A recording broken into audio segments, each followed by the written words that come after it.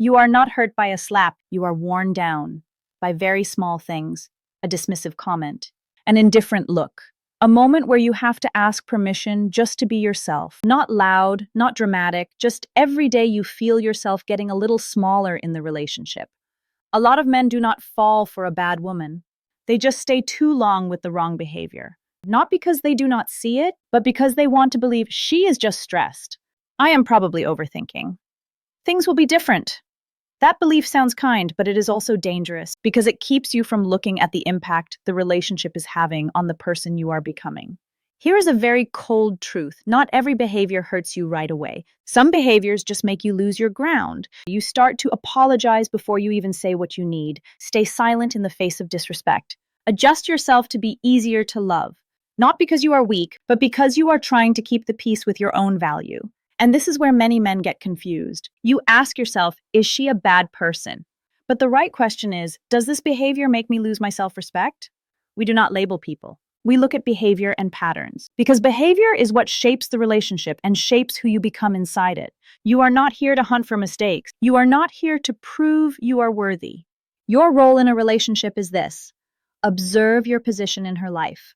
Are you respected or just tolerated? Chosen or only used when convenient? Building together or just the guy who is there to fill space? Some relationships do not kill you with drama. They kill you with misalignment and lost self-respect. You are still there, but you are not the same you anymore. Less voice, less confidence, less courage to be yourself. If, as you listen to this, something feels very familiar, you can comment yes or I have felt this.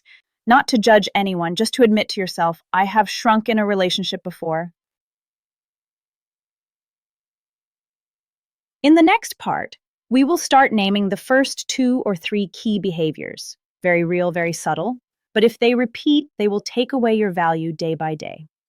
Behavior 1, disrespect in disguise. Disrespect disguised as joking. Some things sound very light, but they leave a very heavy feeling behind. For example, you are too sensitive. I was just kidding. Why are you so tense? Oh, come on, it is such a small thing. Why do you care? It sounds harmless. But what she is really doing is not joking. She is erasing the value of your emotions. The psychology behind it. This is boundary testing. She wants to know, will you say, I do not like the way you talk to me? Or will you laugh it off to keep the peace? Someone who respects you cares about how you feel. Someone who only cares about their own comfort only cares about this. Is he making a big deal out of it? The common mistake men make. You think, let it go. It is better to keep things calm. And you smile. But inside your head, there is a sentence you never say out loud. Why do I feel disrespected right now?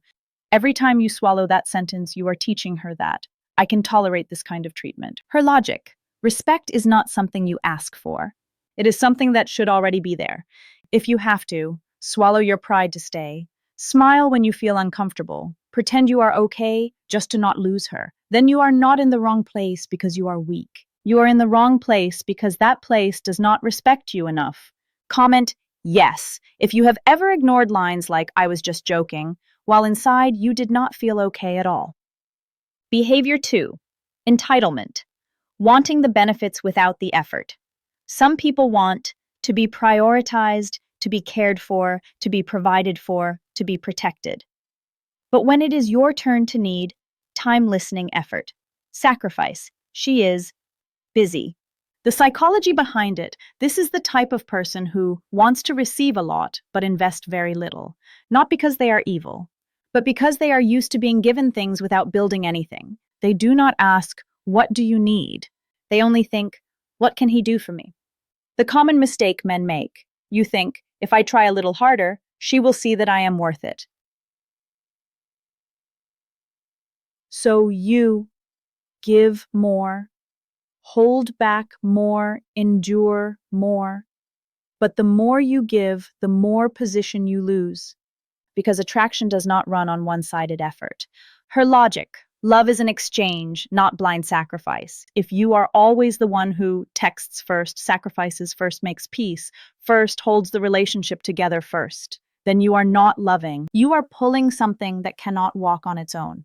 Like the video, if you recognize yourself in a relationship where you gave far more than you ever received. In part 3, we will go into two other very dangerous behaviors, one that makes you addicted to emotions but never at peace, and one that makes you always feel at fault even when you did nothing wrong.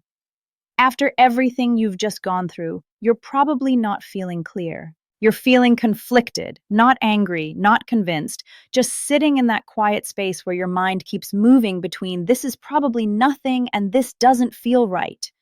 You start questioning your own judgment, wondering if you're being discerning or just unfair. And honestly, each behavior on its own can look small enough to excuse. But the issue is almost never one action in isolation. It's the rhythm of the relationship that changes underneath you. It's the overall direction things begin to drift in. Like the temperature in a room rising so slowly you don't notice until you're already uncomfortable. Like a steering wheel turned just a few degrees and miles later you're nowhere near the road you thought you were on. Or like a low background noise that plays for so long, silence starts to feel unfamiliar. What really matters isn't just what she does in one situation, it's what you start doing inside yourself to live with it. When you find yourself constantly justifying things, when your inner voice keeps saying, she didn't mean it like that, or I'm probably being too harsh. That kind of self-correction isn't weakness, it's information. Not to accuse, not to label, but to notice how your sense of standards and self-respect is slowly being negotiated away. And from here, the picture shifts into a deeper layer. The patterns that come next don't live in mild confusion anymore. They show up in the quiet ways a man begins to lose his footing, his boundaries, his clarity, his direction, without realizing when it started. This is where many people later look back and think, I felt it, I just didn't want to see it. If you've ever been in that space, stay with me. Behavior 3, emotional chaos. Emotional chaos, hot and cold. Some relationships do not hurt you with one big shock. They wear you out with instability. Today she is close. Tomorrow she is distant. Sometimes she cares. Sometimes she disappears. No clear reason, no rhythm. Only one thing stays the same. You are always in a state of waiting. The psychology behind it, some people are not looking for stability. They are looking for emotional stimulation, drama, tension, silence, making up. To them, that feels like something is happening. Peace feels empty to them, so they create waves. The common mistake men make: you confuse tension with passion, anxiety with deep love. You think, I have to hold on to her with stronger emotions. But the more you try to hold on, the more exhausted you become, because you are chasing someone who has no emotional finish line. Her logic: peace is not boring, it is a sign of emotional maturity. The right person for you does not make you worry more, overthink more, doubt yourself more. They make you more stable, not more tense. Behavior 4, accountability.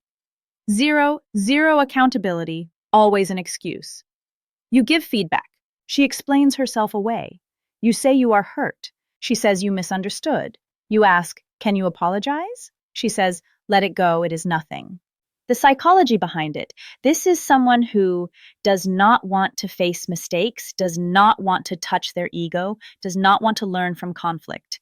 They are never wrong in their own world. The common mistake men make: you think, fine, I will just apologize so it is over.